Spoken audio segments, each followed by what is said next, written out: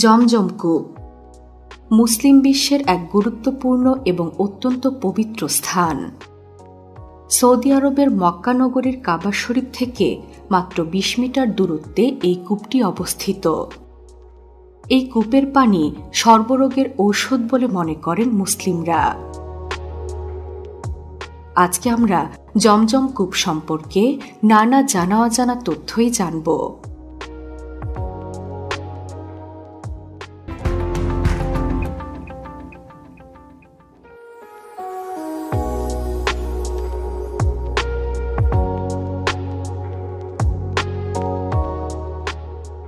জমজম কূপের ইতিহাস ৫,০০০ বছরেরও বেশি পুরনো। ইসলাম ধর্ম অনুসারে হজরত ইব্রাহিম আলাইহিসসাল্লামকে আল্লাহ তাআলা নির্দেশ দেন তার স্ত্রী হাজেরা আলাইহিসসাল্লাম এবং শিশুপুত্র ইসমাইলকে মক্কায় রেখে আসার জন্য। আল্লাহর নির্দেশ মেনে নবী ইব্রাহিম আলাইহিসসাল্লাম তার স্ত্রী ও পুত্রকে মক্কাতে রেখে আসলেন, সাথে দিলেন কিছু খেজুর ও পানি। সে সময় মক্কা ছিল ধুধু মরুময় অঞ্চল, যেখানে ছিল না কোনো জনবসতি। ধুধু বালুময় মক্কাতে খেজুর আর পানি দ্রুতই শেষ হয়ে গেল। শিশু ইসমাইল পিপাসায় কাতর হলেন। তার অবস্থা দেখে মা হাজেরা আলাইহিসসাল্লাম অস্থির হয়ে চারিদিকে পানি খুঁজতে লাগলেন, কিন্তু সেই বালুময় প্রান্তরে কিছুতেই মিলছিল না একটু পানি। ওদিকে শিশু ইসমাইলের কান্না বাড়তে লাগল। এদিকে অসহায় মা হাজেরা আলাইহিসসাল্লাম সাফা ও মারওয়া পাহাড়ের মাঝখানে ছুটাছুটি করতে লাগলেন। পাহাড়ের চূড়ায় উঠে খুঁজতে লাগলেন কোথাও কি কোনো কাফেলার দল আসছে, যাদের কাছে একটু পানি পাওয়া যাবে। ৭ বার করে ২ পাহাড়ে উঠলেন এবং নামলেন হাজেরা আলাইহিসসাল্লাম। এখান থেকেই মুসলিমদের হজের সময় সাফা ও মারওয়া পাহাড়ে দৌড়াদৌড়ি করার আনুষ্ঠানিকতা স্থান পেয়েছে। এতবার দৌড়াদৌড়ি করে হাজেরা আলাইহিসসাল্লামের কেবল বালু ছাড়া আর কিছুই চোখে পড়ল না। এই অসহায় অবস্থায় শিশু ইসমাইল পা দিয়ে মাটিতে ধাক্কা দিতে শুরু করলেন। হঠাৎ হাজেরা আলাইহিসসাল্লাম দেখলেন ইসমাইলের পায়ের কাছ থেকে একটি পানির ধারা বেরিয়ে এসেছে। হাজেরা আলাইহিসসাল্লাম ছুটে এলেন এবং আল্লাহর কাছে শুকরিয়া আদায় করলেন। এরপর সন্তান ইসমাইলকে পানি পান করালেন এবং নিজেও পান করলেন। ইসলামী স্কলারদের আরেক অংশের ভাষ্যমতে আল্লাহ ইসমাইলকে সাহায্য করার জন্য ফেরেশতা জিব্রাইল আলাইহিসসাল্লামকে পাঠান। তার পাখার আঘাতে এই কূপের সৃষ্টি হয়, যা থেকে পানি বেরিয়ে আসে। জমজম অর্থ পানি প্রবাহ বন্ধ হোক। পানির অপচয় বন্ধ করতে হাজেরা আলাইহিসসাল্লাম জমজম শব্দগুচ্ছ উচ্চারণ করেছিলেন বলে এর নাম জমজম কূপ। জমজম কূপের পানির উৎসকে কেন্দ্র করে এখানে প্রাচীন আরব গোত্র জুরহাম জনবসতি গড়ে তোলে। তারা এক পর্যায়ে জমজমের পানি অন্যদের ব্যবহার করতে বাধা দেয়। একসময় মক্কা থেকে জুরহাম গোত্র চলে যায়, তবে যাওয়ার আগে তারা কূপকে লোকচক্ষুর আড়াল করে দেয়। জমজম কূপও কালের গর্ভে হারিয়ে যায়।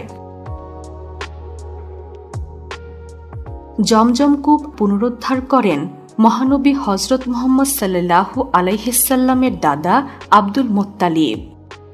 তিনি ধারাবাহিকভাবে স্বপ্ন দেখেছিলেন যে মরুভূমির কোথাও পানির ঝর্ণাধারা বয়ে চলেছে, যা সকলের অজানা। এরপর তিনি তার স্বপ্নে দেখা স্থানটিতে খোঁড়াখুঁড়ি শুরু করেন। মরুভূমিতে এইভাবে পানি খুঁজতে দেখে অনেকেই তাকে নিয়ে উপহাস করেন, কিন্তু আব্দুল মুত্তালিব খোঁড়াখুঁড়ি চালিয়ে যান এবং একসময় সত্যি পানির ধারা খুঁজে বের করেন। পরবর্তীতে হজ যাত্রীদের জন্য এই পানি পানের ব্যবস্থা করেন আব্দুল মুত্তালিব। জমজম কূপের দৈর্ঘ্য প্রায় ৩০ মিটার এবং পরিধি 1.08 থেকে 2.66 মিটার। কূপটি কাঁচ দিয়ে ঘেরা, যেন দর্শনার্থীরা সহজেই কূপটি দর্শন করতে পারে। জমজম কূপের পানি মাটি থেকে প্রায় 10.6 ফুট নিচে। সেখান থেকে শক্তিশালী মোটরের সাহায্যে প্রতি সেকেন্ডে 8000 লিটার হারে প্রায় 24 ঘন্টা পানি উত্তোলন করা হয়, আর তখন পানির স্তর নিচে নেমে যায়। কিন্তু পানি উঠানো বন্ধের মাত্র 11 মিনিটের মধ্যেই পানির স্তর আবার পূর্বের অবস্থায় চলে আসে।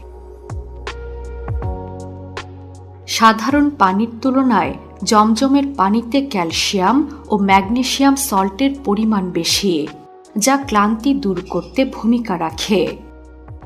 জমজমের পানিতে যেসব উপাদান রয়েছে তা মানুষের খাদ্য, পুষ্টিবর্ধক ও রোগ নিরাময়কারী। জমজমের পানির এই পুষ্টিগুণের কারণে এর এমন কিছু বৈশিষ্ট্য আছে যা বিজ্ঞান দ্বারা প্রমাণিত হয়েছে। উদাহরণ হিসেবে বলা যায়, এই কূপের পানিতে ফ্লোরাইডের পরিমাণ বেশি থাকার কারণে এতে কখনো ব্যাকটেরিয়া জন্ম নেয় না। পৃথিবীর যে কোনো কূপের পানি দীর্ঘদিন আবদ্ধ থাকার ফলে তার রং ও স্বাদ নষ্ট হয়ে যাওয়া স্বাভাবিক। কিন্তু হাজার হাজার বছর অতিক্রান্ত হওয়ার পরেও জমজম কূপের পানির রং ও স্বাদের কোনো তারতম্য হয়নি। এটি মৃত কোষ সরিয়ে চেহারায় তারুণ্য ধরে রাখতে সাহায্য করে। এছাড়াও এটি শরীরের রোগ প্রতিরোধ ক্ষমতা বাড়িয়ে দেয় বলেও প্রমাণ পাওয়া গেছে। আর জমজম কূপের পানির আরেক অসামান্য গুণ হচ্ছে এটি যে কোনো খাবারের মতো ক্ষুধা মেটাতে সক্ষম। জমজমের পানির এসব গুণাবলী সম্পর্কে 1500 বছর আগেই মহানবী হযরত মুহাম্মদ সাল্লাল্লাহু আলাইহিস-সাল্লাম বলে গিয়েছিলেন। তিনি বলেছেন, পৃথিবীর সর্বশ্রেষ্ঠ পানি হচ্ছে জমজমের পানি। এটি এক প্রকার খাবার এবং যে কোনো অসুস্থতা থেকে সারিয়ে তোলে।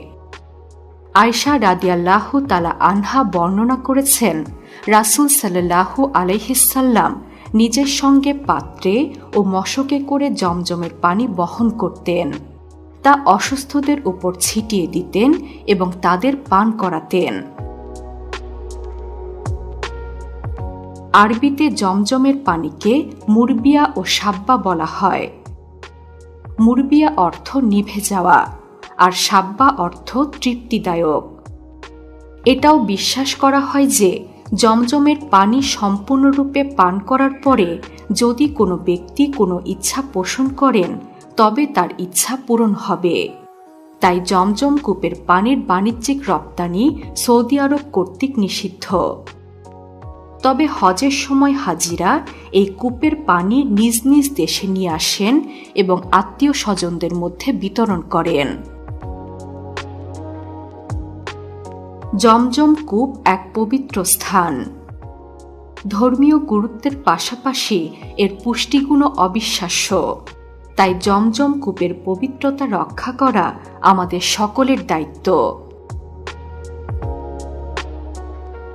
বিশ্বের নানা প্রান্তে ছড়িয়ে থাকা এমন জানা অজানা তথ্য জানতে সাবস্ক্রাইব করুন বিশ্বপ্রান্তরে।